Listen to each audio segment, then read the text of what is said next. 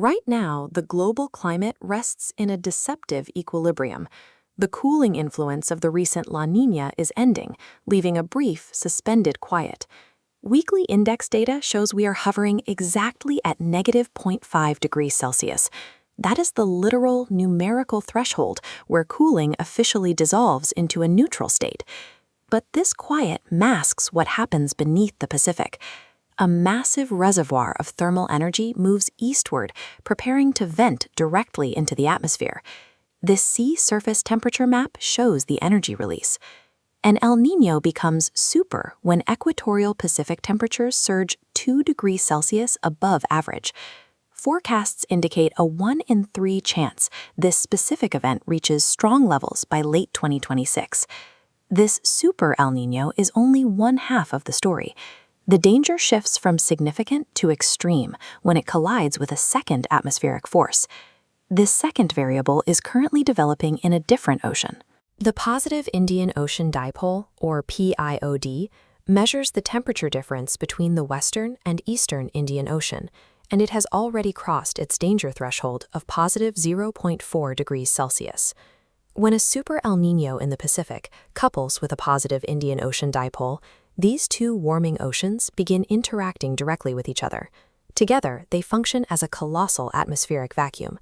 They physically pull wind and moisture away from central landmasses, diverting it out toward the central Pacific and the eastern coast of Africa. This changes the regional environment from a lack of rainfall to a total moisture deficit, as the vacuum siphons existing water vapor directly out of the local atmosphere over Southeast Asia and Australia. For the millions living in this corridor, the mathematical overlap of these two systems creates the conditions for a drought far more punishing than either could produce in isolation. The immediate physical toll hits nations like Indonesia, Vietnam, and Papua New Guinea first. Without regular rainfall, the region's vast network of peatlands loses its water, turning millions of acres of soil into dry kindling. Those dried peatlands become absolute tinderboxes. When they ignite, they fuel massive, smoldering wildfires that create a regional haze crisis. As the number of extreme heat days exceeding 35 degrees Celsius doubles, the air fills with toxic PM2.5 particulate matter. This combination directly correlates to massive spikes in respiratory epidemics and premature mortality among vulnerable populations. This pairing of toxic air and intense heat forces medical infrastructure to handle a dual crisis of respiratory failure and heat stroke simultaneously.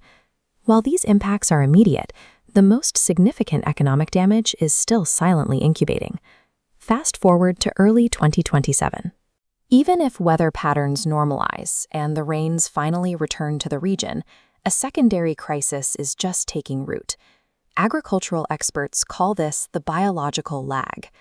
Major Southeast Asian export crops, such as oil palm, require a strict 150 to 200 millimeters of rainfall every single month to remain viable.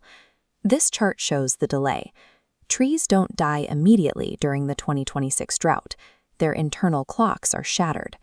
The collapse in yields happens automatically a full year later, creating ghost harvests. The 2027 rains arrive on schedule, but the agricultural economy fails to produce. The plants remain physically stunted, unable to recover from the biological damage sustained months prior. This delayed failure leaves nations scrambling to import millions of tons of food. That offsets a surge in regional food inflation, resulting in an economic toll measured in the trillions of dollars. On a global scale, the long-term reality is that after this Super El Niño ends, the Earth will not cool back down to its historical 20th century norms.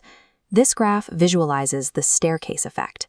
Greenhouse gases prevent the planet from shedding the thermal energy released during an El Niño. Instead of resetting, the baseline temperature takes a permanent step up. Researchers project 2027 will eclipse 2024 as the hottest year on record. Surviving this permanent shift requires moving past temporary fixes.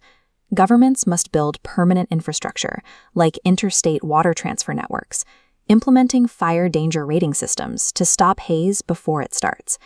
At the community level, it means bolstering local food reserves to survive the ghost harvests. And for households, it means securing N95 respirators and air purifiers long before the first plumes of smoke appear. We cannot stop a Super El Niño or the atmospheric vacuum it creates. The global climate baseline is taking its next leap upward. The only question left is whether you will be ready to jump with it.